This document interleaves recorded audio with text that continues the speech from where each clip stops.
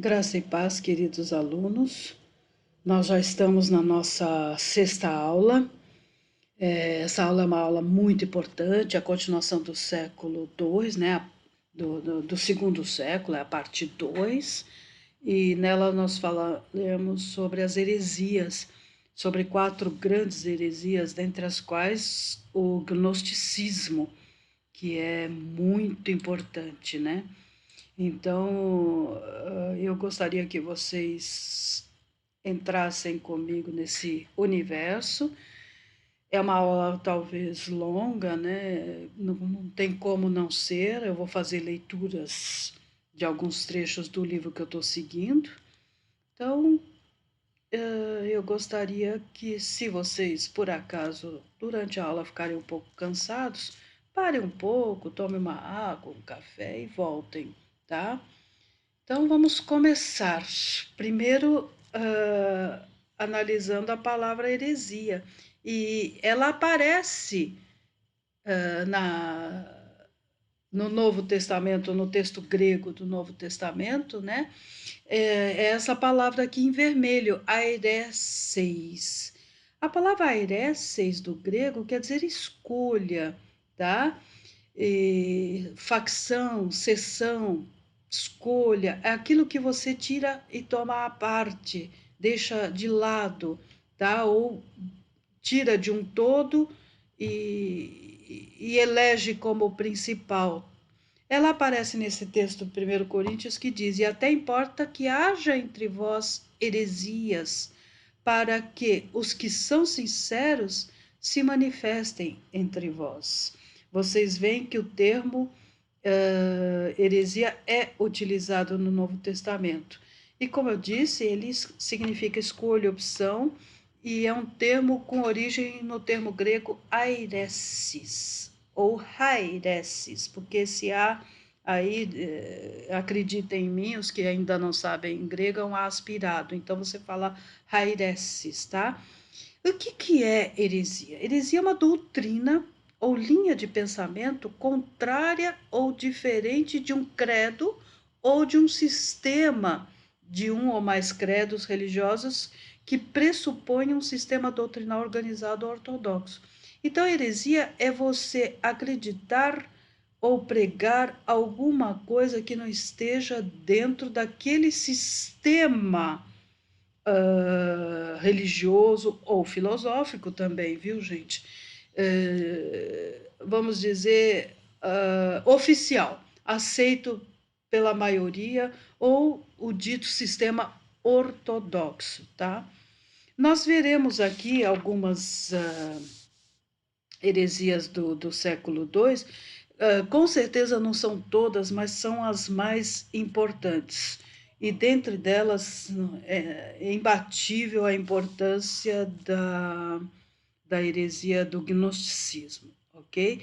Então, quais são as que nós vamos abordar? Nós vamos abordar o montanismo, o encratismo, o marcionismo e o gnosticismo. Em cada uma delas, vocês verão que o nome surge ou de alguma atitude ou do principal representante ou fundador dessa seita ou dessa heresia, tá? Então nós vamos começar com o montanismo e vamos ver por que tem também esse nome. Daqui a pouco também vou ler um trecho do livro para vocês, para complementar as informações, tá? Montano ou Montanus em latim foi um religioso e profeta da Ásia Menor, tá? Ele foi fundador da doutrina religiosa chamada montanismo. Montano antes havia sido sacerdote da deusa pagã Cibele, antes de se converter ao cristianismo. Passou a afirmar que tinha o dom da profecia e que havia sido enviado por Jesus Cristo para inaugurar uma era do Paráclito. Vocês sabem, Espírito Santo, Paráclito. Duas mulheres que o acompanhavam, Priscila ou Prisca, em latim, e Maximila, afirmavam também que o Espírito Santo falava através delas. Durante seus êxtases, anunciavam que o fim do mundo estava próximo, conclamando os cristãos a se reunirem na cidade de Pepusa, na Frígia, onde surgiria a Jerusalém Celeste. uma vez que uma nova era cristã estaria se iniciando com essa nova suposta revelação divina. Vejam vocês que para ele, para o Montano, a Jerusalém celeste, ela vai existir e se firmar aqui na região da Frígia. Olha a Frígia.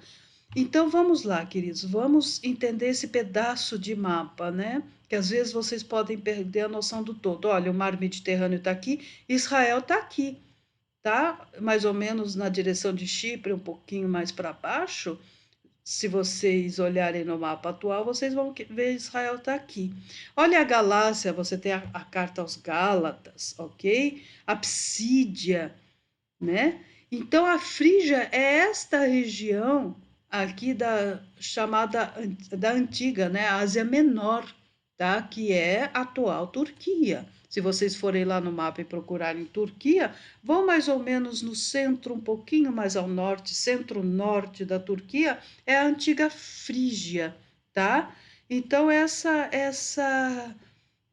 região onde o Montano nasceu e pregou, e aonde ele achava que viria a Jerusalém celeste, tá? Vejam aqui, tá?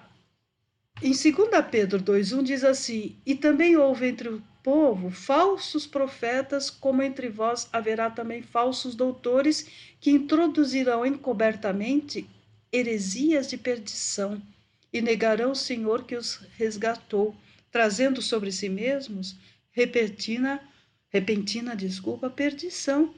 Tá? Você tem aí mais um texto em que use a palavra heresia.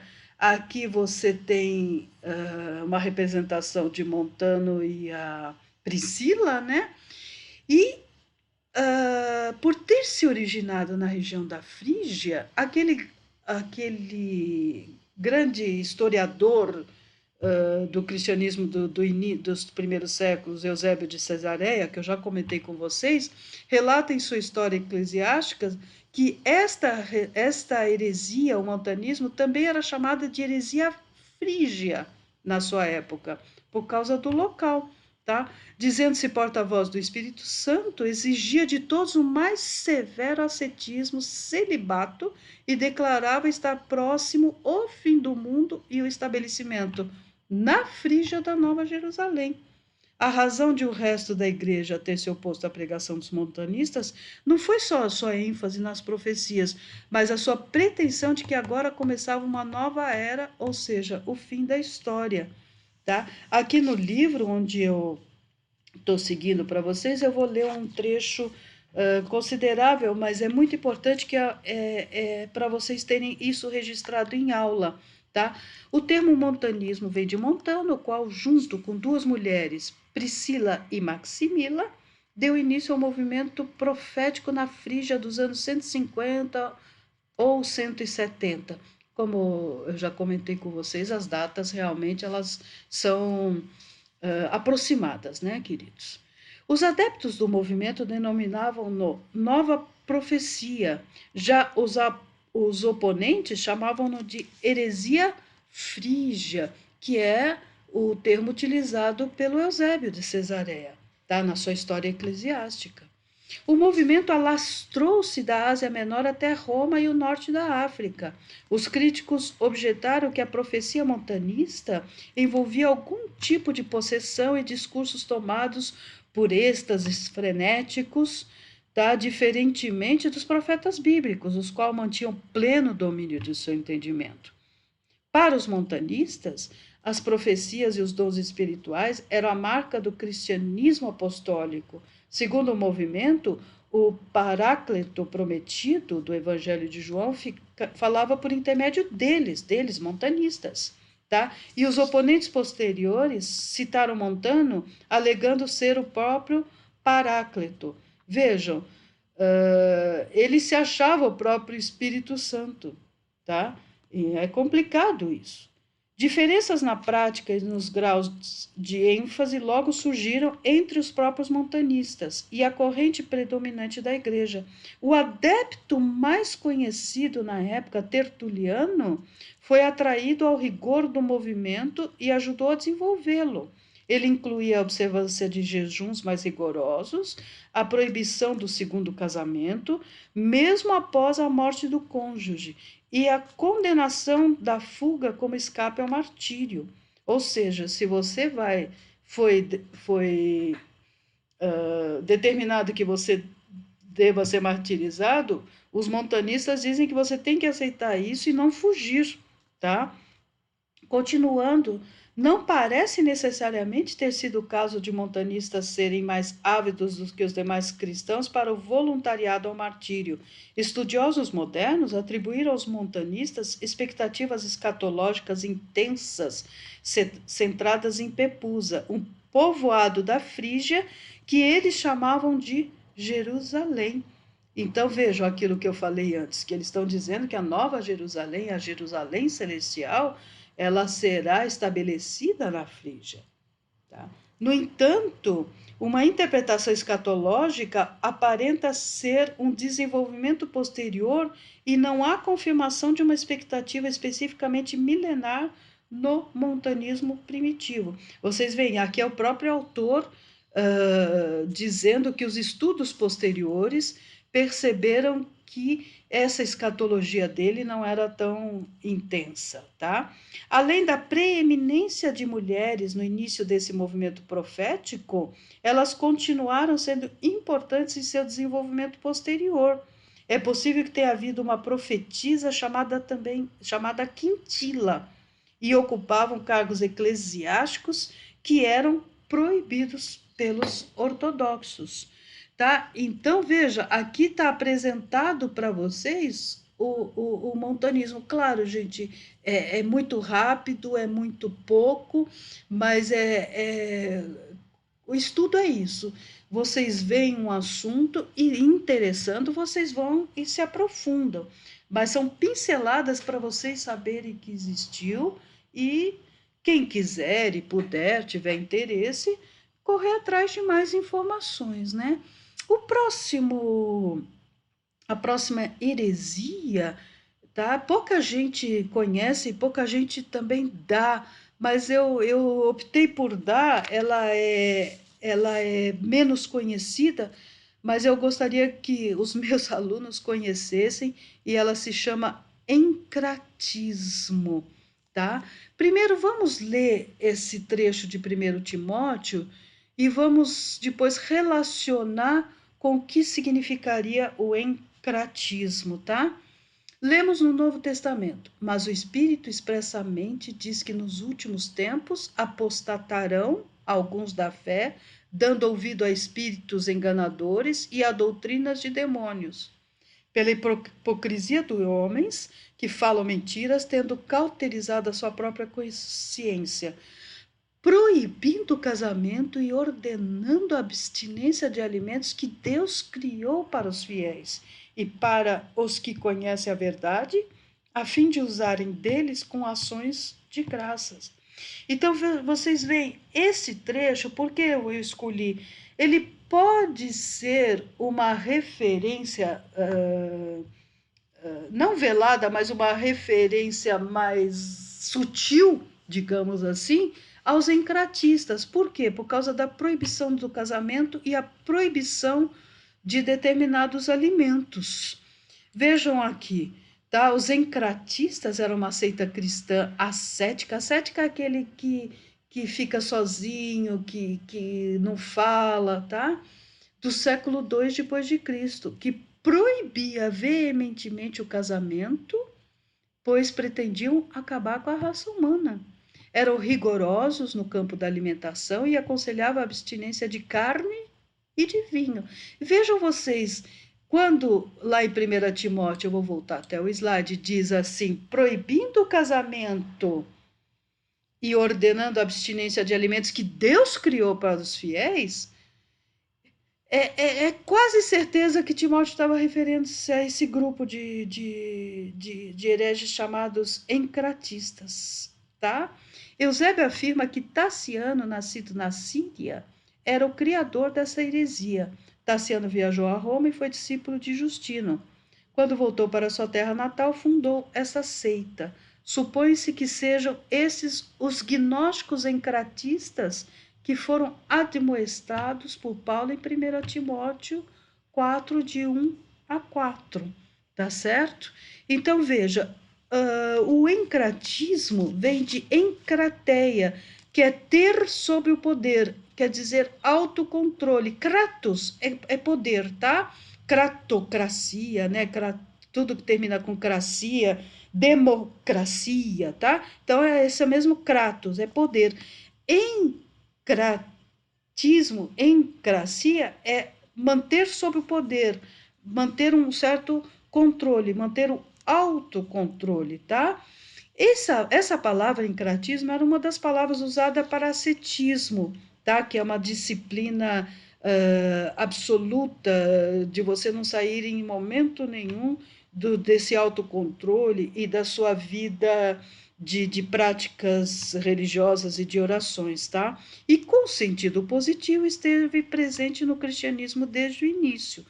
Tá vendo? Com sentido positivo. Mas depois eles começaram a exacerbar dentro de alguns conceitos que se tornaram anti-ortodoxos, né? Anticristãos mesmo.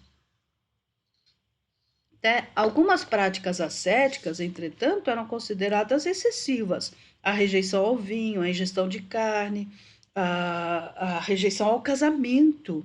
Quando aceitas pelos ortodoxos, elas eram criticadas devido à prática de outros, com o argumento de terem as motivações erradas, isto é, derivarem não da precedência de algo bom a serviço de um objetivo mais elevado ou espiritual. Isso sim, isso está legal, isso era aprovado. Mas o que acontecia? Por considerarem o mundo criado como algo mal. Esse é o ponto. Então, eles faziam essas práticas e queriam a abstinência sexual, abstinência de comer, tudo por considerar o mundo físico, o mundo criado, a matéria, como algo mal. Isso é herético, porque inclusive vocês vão ver que isso também se prega no gnosticismo, tá? Os encratistas consideravam certas práticas, em especial a reprodução humana, como negativas e equivalentes a obstáculos para uma vida mais elevada. Só que se eles pregam a total abstinência humana, com o tempo o que acontece? A própria raça humana ela vai terminar, ela vai acabar, né? Outro fator que influenciava o comportamento ascético era a associação de certos alimentos, animais e vinho a sacrifícios pagãos. Por esta razão, os encratistas abstinham-se de alimentos de origem animal e substituíam o vinho por água na Santa Ceia, tá? A literatura antiherética associa o encratismo herético especialmente ao apologista Tassiano, que já foi dito lá, olha, Eusébio afirma que Tassiano era o criador dessa heresia. Mas, ao que tudo indica, após a morte de seu mestre Justino, Tassiano retornou ao Oriente e tornou-se um defensor das ideias encratistas, condenando o matrimônio e a ingestão de carne. Os escritores antiheréticos consideravam particularmente condenável a conclusão dele de que Adão não foi salvo. A despeito de algumas semelhanças observadas por Irineu e outros, Tassiano não deve ser considerado um valentiniano. Nós já vamos falar de Valentino em outras aulas, tá? O Oriente Sírio não o tratava como herege, tá? Ele tampouco fundou o encratismo, como Irineu alegou. Em vez disso, ao associar-se a essa tendência geral da Igreja Siríaca, passou a ser um de seus principais porta-vozes. Então, por que eu li esse trecho também para vocês? Para vocês verem que não há certeza absoluta quanto à origem e os principais representantes dessa heresia, tá? Mas ela é uma heresia que, ao que tudo indica, foi citada indiretamente, inclusive, por Paulo na sua carta aos Timóteos, né? A sua carta aos Timóteos, na primeira Timóteo, ok? Então, queridos, aqui fica essa parte sobre o encratismo, né? Nós já vimos o montanismo, e o encratismo. Agora faltam duas, o marcionismo e o gnosticismo. No gnosticismo, nós começaremos a pegar bastante tempo, tá? Praticamente a maior parte da aula será dedicada ao gnosticismo. Mas vamos lá. O que é o marcionismo, tá? É uma das heresias criadas por Marcião de Sinop, tá? Ele nasceu em 85 depois de Cristo em Sinop, na atual Turquia, tá? E faleceu em Roma no ano de 160 depois de Cristo. Tudo o que sabemos dele são informações que nos chegaram através daqueles que o combatiam. Ou seja, as informações que nós temos é justamente pelos textos que combatem o seu as suas ideias, certo? Aqui, isso, vamos lá. A sua doutrina, chamada de marcionismo, porque o nome dele é Marcião, né? Propunha dois deuses distintos, um no Antigo Testamento e o outro no Novo Testamento, tá? Essa doutrina dele foi denunciada pelos pais da igreja e ele foi excomungado. Então, para ele, o Deus do Antigo Testamento é totalmente diferente do Deus do Novo Testamento. E ele, inclusive, chega a rejeitar totalmente o Antigo Testamento. Nós vamos ver já já. O cerne de seu pensamento é a incompatibilidade entre o Deus do Antigo e o Deus do Novo Testamento. Para ele, o Deus que Jesus anunciou não tinha nada a ver com o Deus do Antigo Testamento, uma vez que este era violento e ligado ao povo hebreu. Por isso, ele rejeitou todo o Antigo Testamento e sugeriu um cânon composto unicamente pelos evangelhos, pelo Evangelho de Lucas e pelas cartas de Paulo. Então, para ele, a única parte de toda a Bíblia que era válida era o Evangelho de Lucas e as cartas de Paulo. Mesmo do Evangelho de Lucas, tirou aqueles capítulos que ligavam Jesus às promessas feitas no Antigo Testamento, como, por exemplo, os primeiros capítulos de Lucas, onde se encontra o Evangelho da infância de Jesus. Veja vocês, ele era tão assim parcial, que ele não conseguia nem manter um texto inteiro. Então ele foi recortando vamos chamar genericamente de a Bíblia, ele foi recortando conforme o pensamento dele. Excluiu totalmente o antigo, tá? E aceitou do novo somente Lucas, e assim mesmo tirando os capítulos em que Lucas fala da infância de Jesus, né? E as cartas de Paulo, tá? Aqui vamos ler no livro, para vocês terem registrado na aula, essa parte em que fala sobre os pontos que refletem as visões básicas de Marcião, tá? Então vamos lá. Primeiro, existem dois deuses, o Deus Criador e o Deus Remidor. O dualismo de Marcião parece não ter sido uma questão metafísica, mas uma inferência da experiência humana quanto às contradições da vida. Então vocês veem, o Deus Criador é diferente do Deus Remidor. A lei e o juízo pertencem ao Criador, e a redenção é obra do Pai, chamado por ele o Deus desconhecido ou estranho. O outro ponto, o Antigo Testamento é a revelação do Criador e prediz o Messias judeu. Os judeus leram suas escrituras corretamente.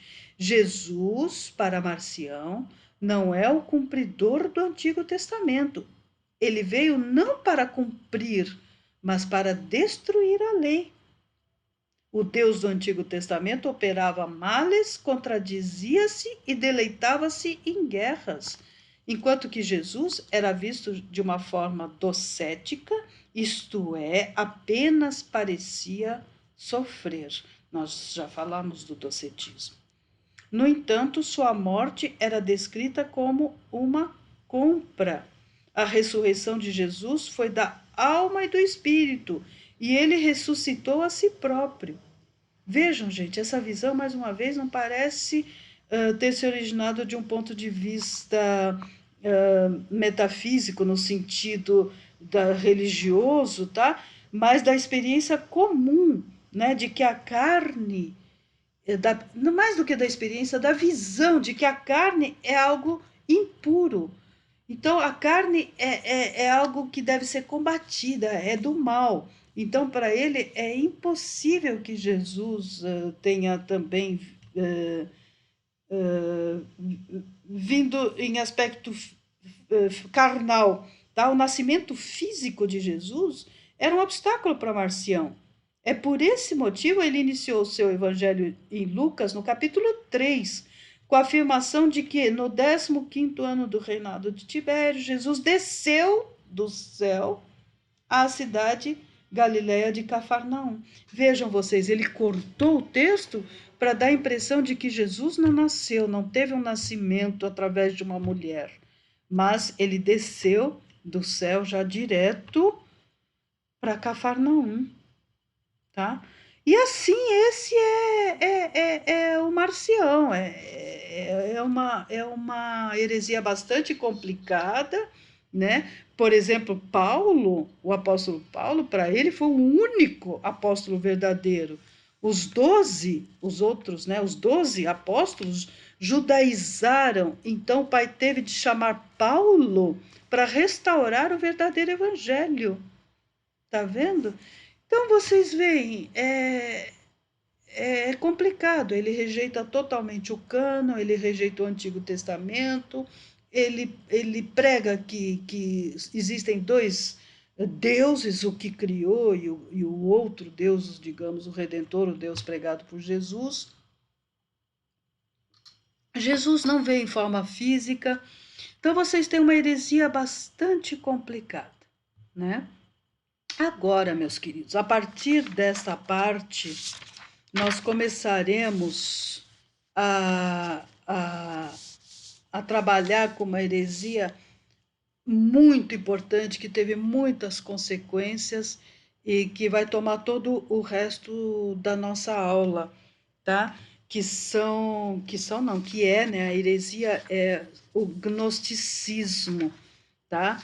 Então, eu vou explicar uma série de coisas para vocês, vou fazer alguma série de leituras, tá? E prestem bastante atenção nessa heresia, tá? O gnosticismo, tá? Para referir-se a essas ideias que o gnosticismo pregava, Irineu de Lyon foi quem usou pela primeira vez esse termo, gnóstico, para descrever a heresia, tá?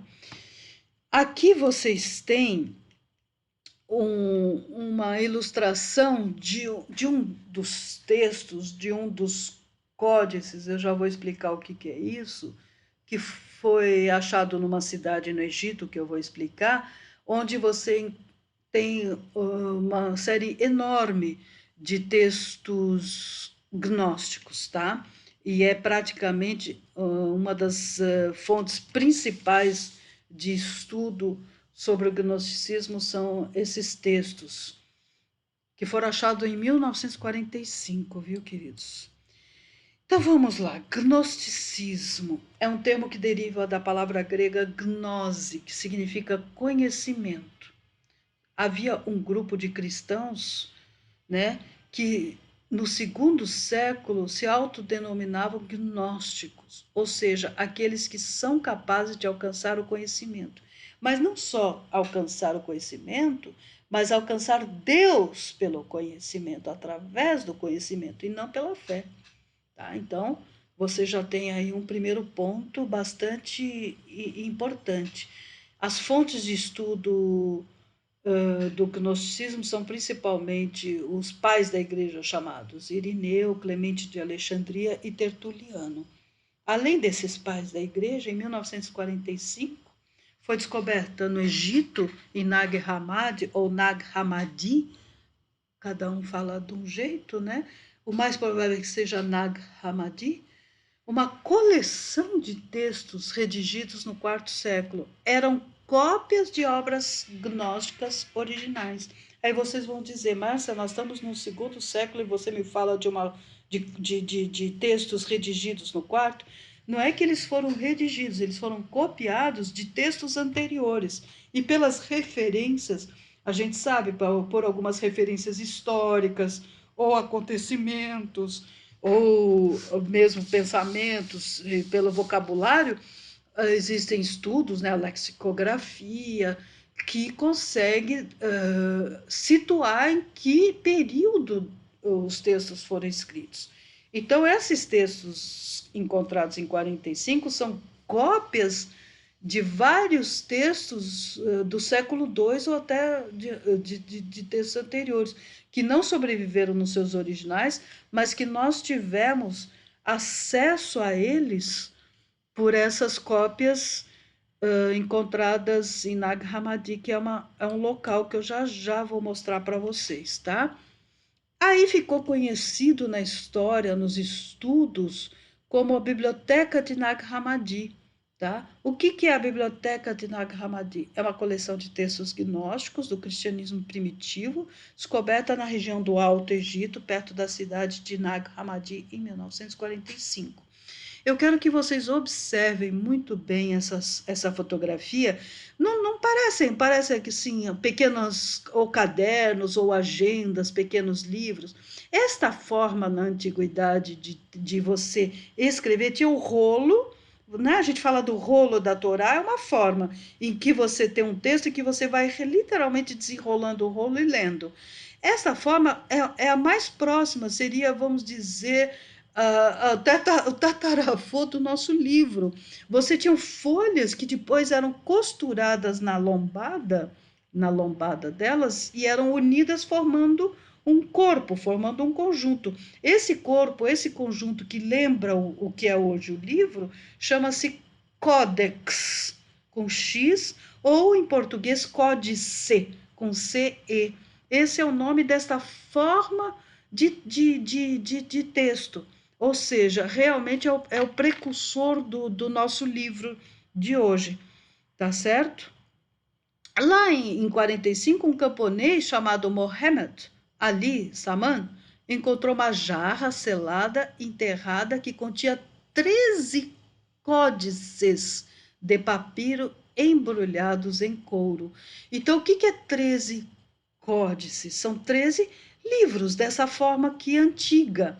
Tá? São 13 livros e isso foi uma descoberta extraordinária, tá? Vocês têm, acho que a editora Paulus, ela tem um pequeno livro que faz um estudo, a biblioteca, acho que chama Os Textos de Nag Hammadi, ou a Biblioteca de Nag Hammadi, é muito interessante.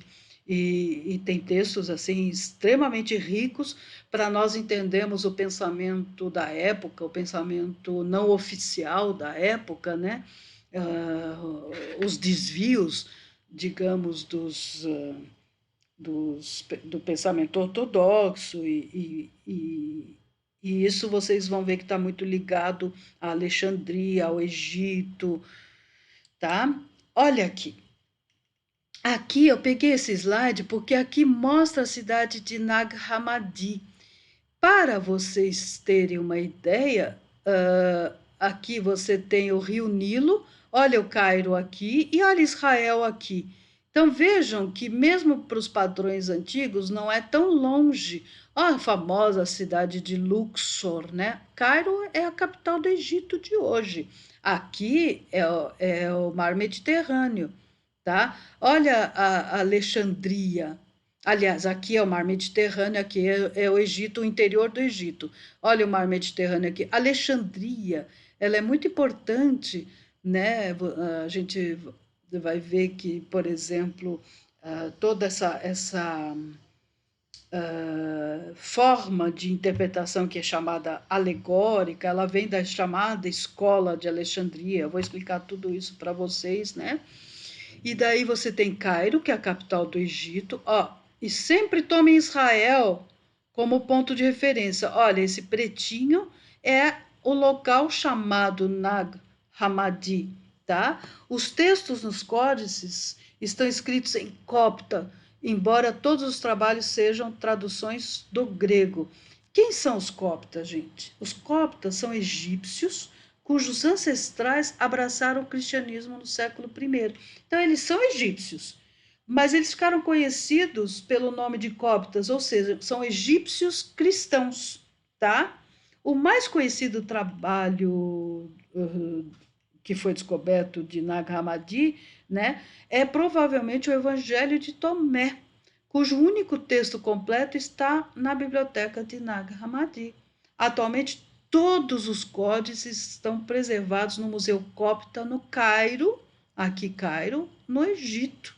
E aí eu pus um link em que vocês podem ver a lista de todos esses códigos, de todos esses códices, né? E aí, gente, eu vou ler aqui um trecho do livro para completar e depois nós já vamos ver as características do gnosticismo. Então, para vocês entenderem que o estudo dessa heresia que se chama gnosticismo foi extremamente incrementado e completado, e hoje podemos falar tanto dele por causa dessa descoberta fantástica, tá?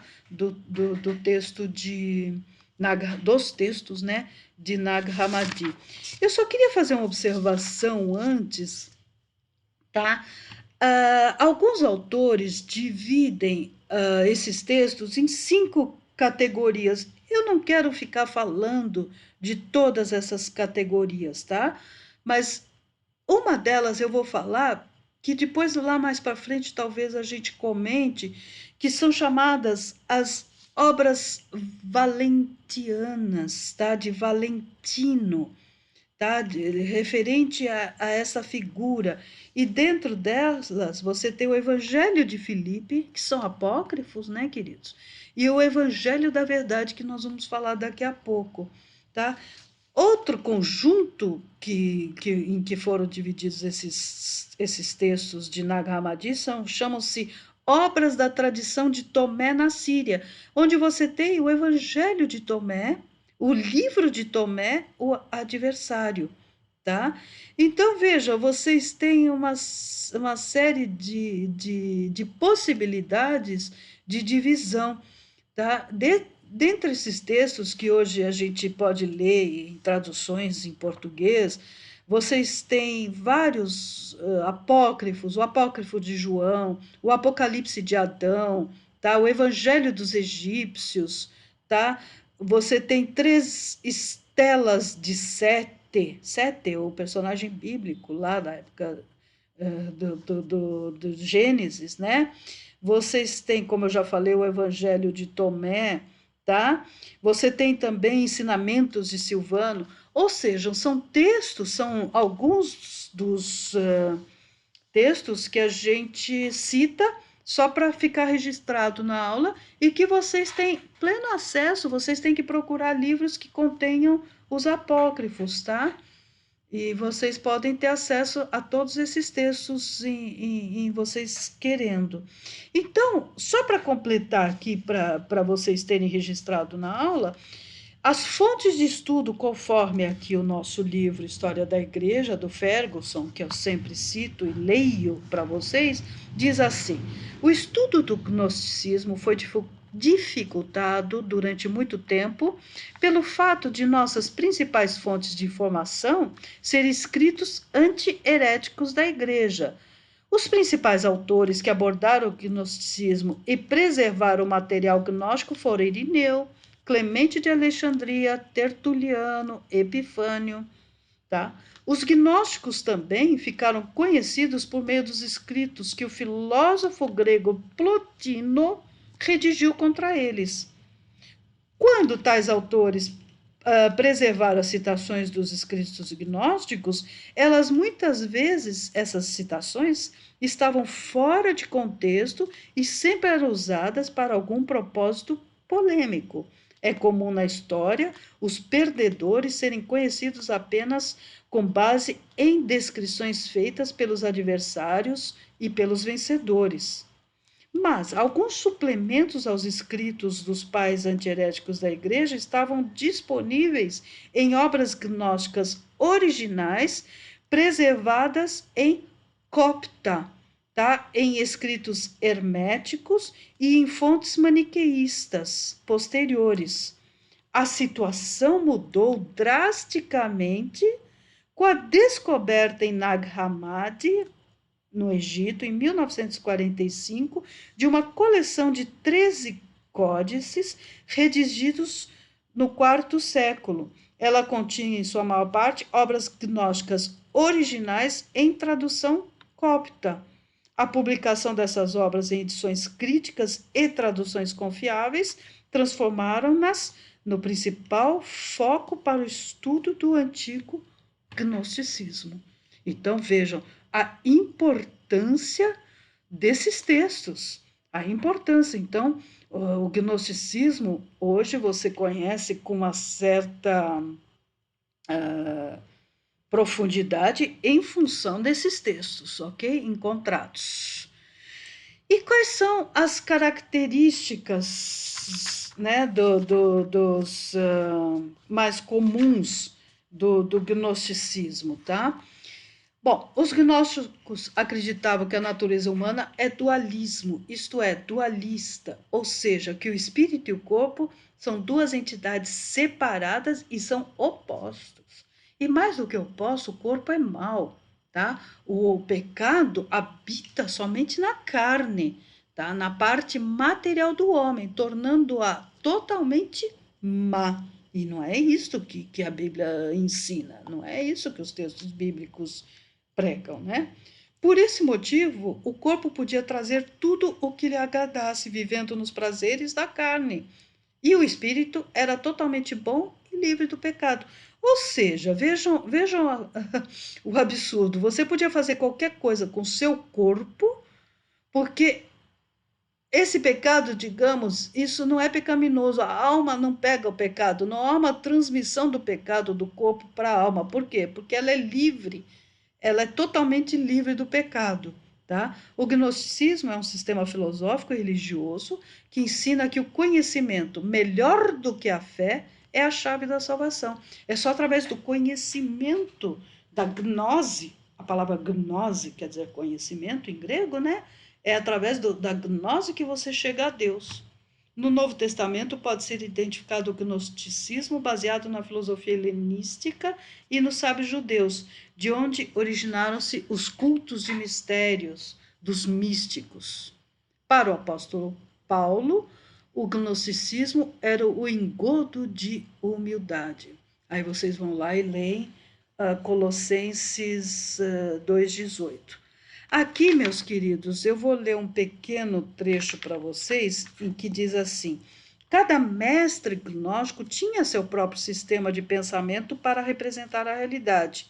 O que mantinha cada comunidade gnóstica unida era o mito das origens, o senso de identidade do grupo e o linguajar dos membros. E aí o nosso texto diz assim: as principais características dos diversos mitos eram as seguintes: o elemento divino original produziu outros princípios espirituais. Houve uma falha no mundo divino espiritual. Como consequência dessa falha, a matéria passou a existir. Parte da natureza espiritual pura foi plantada em algumas almas. Um remidor revelou a forma de escape do mundo material para o mundo divino, e a alma passa pelos domínios dos governantes mundiais em seu retorno ao lar espiritual. Vejam vocês, é bastante diferente, é bastante complicado, tá? E aí vocês têm, para a gente poder não deixar de citar, eu vou citar os principais representantes, né, do gnosticismo, e aí eu vou falar do Valentino. E por isso que aqueles textos, uma parte dos códices encontrados Nag Hammadi, foi conhecido como textos valentinianos, né? Porque de alguma forma referem-se a Valentino, mas ele já vem. Vamos falar de Simão Mago, Cerinto e Saturnino de Antioquia, certo? Então vamos lá. Simão Mago. Vocês têm algumas considerações aí, tá? Se esse Simão Mago é o Simão citado em Atos 8, de 9 a 24, nem todos aceitam que seja o mesmo, tá? Mas, diz assim, Simão Mago ou Simão o Mago é um personagem bíblico com quem o apóstolo Pedro travou polêmica em Samaria. Além do livro bíblico dos Atos dos Apóstolos, o personagem é referido em outras obras ligadas ao gnosticismo. Aqui diz os escritores antiheréticos da igreja primitiva traçavam o gnosticismo a Simão Magno, o pai de todas as heresias. O livro continua dizendo, essa genealogia da heresia nos pais da igreja parece artificial, sendo influenciada por diversas listas de sucessão empregadas na antiguidade. E o relato em Atos 8 não sugere que Simão tenha transmitido qualquer ensinamento particularmente gnóstico. Vejam, por que eu li isso? Porque exatamente está falando alguma coisa diferente do que está escrito no slide. Então, o que eu quero mostrar para vocês é que nem todos os autores estudiosos concordam que este Simão Mago da Bíblia seja o principal representante ou um dos principais representantes do gnosticismo, tá? Mas, como há também inúmeros autores respeitáveis, confiáveis, que aceitam isso, eu optei por colocar aí este Simão Mago, o citado em Atos, né, 8, de 9 a 24, tá bom? O outro personagem principal, outro representante, foi Cerinto, tá? Que foi um dos primeiros líderes do antigo gnosticismo, que foi reconhecido como um heresiarca pelos primeiros cristãos, devido aos seus ensinamentos sobre Jesus Cristo e suas interpretações sobre o cristianismo. O que é um heresiarca? É um fundador, um chefe ou defensor de uma seita herética, tá? Acredita-se que seu nascimento tenha sido por volta de 100 depois de Cristo. O nosso texto diz assim: há relatos aparentemente contraditórios sobre o ensinamento de Cerinto, o qual, segundo consta, enfrentou oposição do apóstolo João em Éfeso. O relato mais antigo existente, que é o de Irineu, situa Cerinto no âmbito gnóstico, um poder inferior e não o Deus Supremo teria feito o mundo. Jesus foi um filho de José e Maria que excedeu os demais em justiça e sabedoria. O Cristo divino desceu sobre ele em forma de pomba no batismo. Vocês percebem? Então, isso são palavras, são pensamentos de Cerinto, tá? Um relato ligeiramente posterior menciona Cerinto como um mestre do milenarismo judaico e atribui-lhe o livro de Apocalipse. Aí já viajaram um pouquinho, claro que isso foi na antiguidade, alguns escritores associavam Cerinto ao livro de Apocalipse, tá? Mas isso não tem absolutamente fundamento. E um terceiro, antes do nosso Valentino, que é o principal, e um terceiro representante é o Saturnino de Antioquia, ou Saturnilo, tá? Renomado teólogo, foi também um grande cabalista e um profundo conhecedor do Zend Avesta, que é dos indianos, né? E do gnosticismo, tá? Aqui o nosso livro diz, a Saturnino, Irineu atribuiu um resumo compacto que corresponde aos elementos principais do mito gnóstico básico. Saturnino diz: o Pai desconhecido fez os diversos níveis de seres angélicos. 7 desses seres criaram o mundo e o primeiro homem, sendo o Deus dos judeus um desses anjos.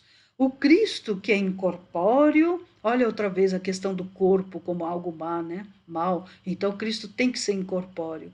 O Cristo, que é incorpóreo, mostrou-se apenas para depor o Deus dos judeus e salvar os seres humanos bons. Os seguidores do movimento renunciavam ao casamento e à procriação, além de serem vegetarianos. Vejam, então vocês já estão começando a perceber que alguns elementos comuns em vários desses representantes, porque mesmo a gente falando do gnosticismo como uma coisa só, teve as divisões também internas, teve as suas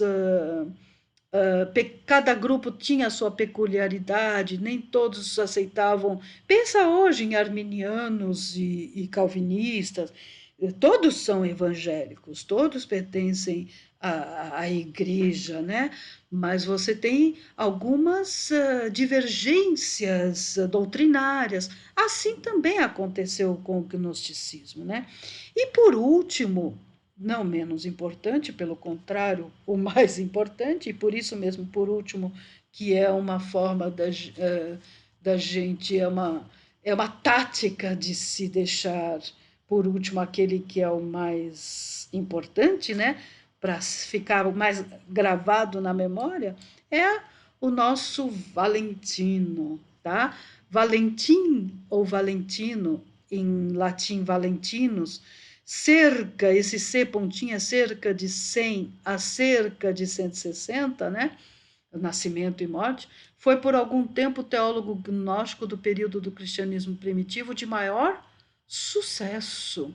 De acordo com Tertuliano, Valentim foi o candidato a bispo e iniciou seu grupo quando o outro candidato foi eleito. Ele foi candidato, aí ele não ganhou, então, como ele não ganhou, ele saiu e fundou o seu próprio grupo de pensamento e doutrinário. Tá? Foi muito influente na comunidade cristã, apesar de seus trabalhos e ideias terem sido considerados como apostasia por volta do ano de 175, mas nunca foi considerado herético. Foi até a sua morte, nessa época, tá, gente? Em 175, ele não era considerado herético. Foi até a sua morte um membro respeitado na comunidade. Valentim produziu uma grande variedade de obras literárias, mas apenas fragmentos sobreviveram, a maioria na forma de citações nas obras de seus oponentes. O livro chamado Evangelho da Verdade é atribuído a ele e foi encontrado na biblioteca de Nag Hammadi, tá? E daí vocês têm outras obras chamadas obras valentianas dessa biblioteca, dos 13 códex, o Evangelho da Verdade, Tratado sobre a Ressurreição, Tratado Tripartite e Evangelho de Filipe são atribuídos a Valentino, e por isso essas obras que eu acabei de citar são consideradas um grupo dentro da biblioteca de Nag Hammadi chamado obras valentianas, ok? Então, quando vocês se depararem com com essa expressão, obras valentianas, vocês já sabem do que a que se refere. Queridos, eu vou ler aqui um trecho para vocês do livro falando sobre Valentino, tá? Daqueles que os pais da igreja chamavam de gnósticos, de longe, o mestre mais influente foi o gênio religioso Valentino, um reformador cristão da teologia gnóstica. Valentino foi educado em Alexandria e, após lecionar ali, foi para Roma, onde era ativo na igreja. Supostamente com a esperança frustrada por não ter sido eleito bispo e enfrentado grande oposição ao seu ensinamento, acabou saindo de cena. Aí é o que o slide diz, tá? Que outro candidato que foi candidato a bispo foi quem ganhou, né? Há pouquíssimo material cuja autoria é seguramente de Valentino, mas sugere-se que o Evangelho da Verdade encontrado em Nag Hammadi seja um sermão dele. Valentino era mais explicitamente cristão do que os seus antecessores gnósticos, mas também se apropriou de forma mais completa da linguagem de Platão, do filósofo grego Platão. Além disso, o misticismo de Valentino modificou o misticismo gnóstico pela compreensão de que a salvação veio por meio da gnose, o conhecimento do Salvador, do eu e de Deus. Seu mito das origens começa não como uma mônada original, ou seja, uma entidade única e máxima, tá? Mas como um par de princípios iniciais, o inefável e o silêncio. Fazendo uso de linguagem agrícola, Valentino diz que eles produziram outras dualidades. O inefável e o silêncio produziram outras dualidades para construir o primeiro grupo de 8, dos quais derivaram outros 22 poderes, totalizando 30 éons, tá? Vejam, um desses éons, palavra grega chamado Sofia, tá? A palavra grega para sabedoria presente em outras versões do mito, revoltou-se, gerando Cristo e uma sombra, a matéria. Vejam vocês, é muito complicado, é muito diferente, é totalmente herético. Essa é a palavra. O Valentino é um desses escritores gnósticos que ele pode ser estudado praticamente, poderíamos ter uma aula somente para ele, tá?